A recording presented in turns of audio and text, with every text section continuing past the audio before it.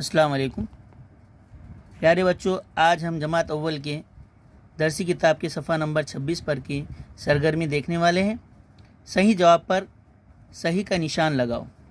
अब यहाँ पर पहले लाइन में जो तस्वीर नज़र आ रही है, इमोजी जो है, तो कौन सी तस्वीर नज़र आ रही है? वो रोने की। कौन सी? ज़ोर से बोलो थोड़ा। रोने की। अच्छा, रोने की।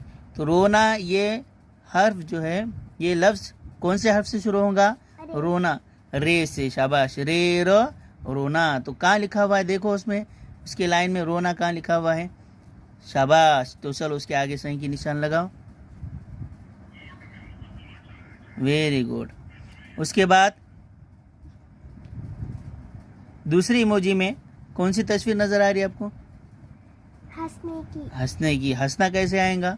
है से, हे से, हे ह हंसना। तो देखो हंसना कहाँ लिखा हुआ होगा? शाबाश, वो है हंसना। Very good. चलो उस पर साइन करो, सही करो, उस पर सही का निशान लगाओ। शाबाश। तीसरे इसमें क्या है? कौन सी तस्वीर नज़र आ रही है? गुस्सा। गुस्से की तस्वीर है ना। तो अब गुस्से का कहाँ पर? गुस्सा गैन से आएगा। गैन गुस्सा। तो अब देखो गुस्सा कहाँ होगा? गैन कहाँ है? You, very good. तो उसके डब्बे में सामने सही का निशान लगाओ।